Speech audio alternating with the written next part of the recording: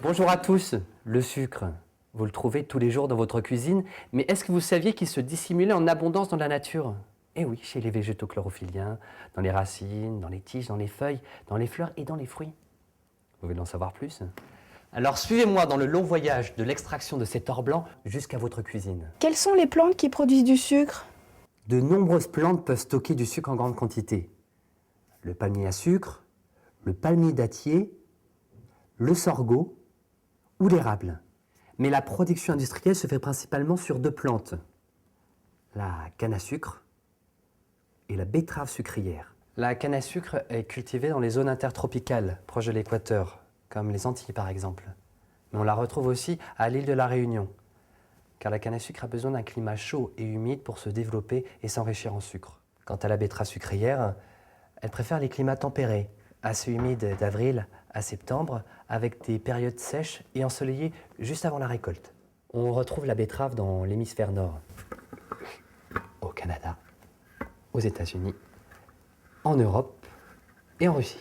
On estime qu'au niveau mondial, la production de sucre provient à 75% de la canne à sucre et 25% de la betterave. Mais comment le sucre des plantes fait-il pour arriver jusqu'à nos tables? Le sucre est stocké au cœur de la plante, dans les racines pour la betterave et dans la tige pour la canne à sucre. Mais avant de le consommer, il faut l'extraire.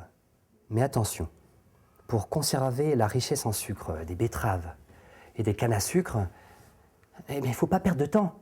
C'est pour ça que les sucreries sont installées à proximité des zones de culture. C'est donc lors d'une phase obligatoire par les sucreries que les molécules de sucre sont extraites des plantes sucrières.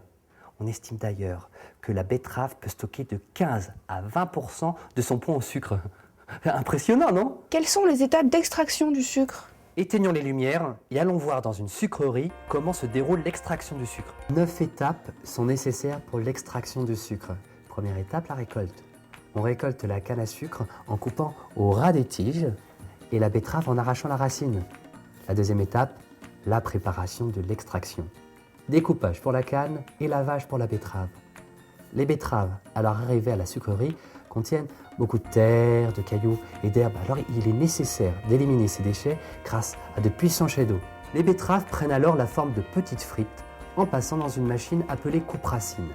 On appelle ça le découpage en cossettes. Les cannes à sucre sont découpées en tronçons et passent dans une série de moulins qui les écrasent et en extraient le jus. Étape suivante, la diffusion. Les cossettes passent dans un diffuseur et baignent dans de l'eau chaude à 75 degrés.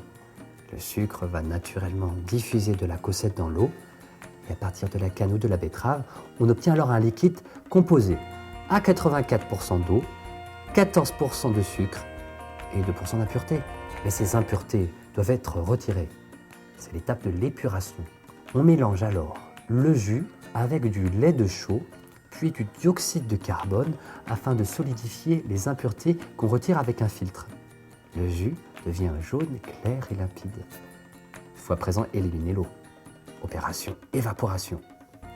Le jus propre est porté à ébullition à plusieurs reprises pour donner au final un sirop constitué de 60 à 65% de saccharose. À la sortie des chaudières, on obtient plein de petits cristaux de sucre enrobés d'une pellicule de sirop brun et caramélisé. Ce sirop est cuit fortement, concentré à l'intérieur de grosses chaudières appelées cuites et commence alors sa cristallisation. À la sortie des chaudières, le sucre est sous la forme d'une masse cuite de couleur brunâtre. Avant-dernière étape, on essore le sucre dans des centrifugeuses. Pendant la centrifugation, on enlève la pellicule de sirop avec de la vapeur. On obtient ainsi des milliers de cristaux de sucre blanc. Le sucre est soigneusement séché pour donner du sucre cristallisé. En fonction de la finesse avec laquelle il sera broyé, on aura du sucre en poudre ou du sucre glace. Pour avoir du sucre en morceaux, des opérations de compression de moulage sont nécessaires.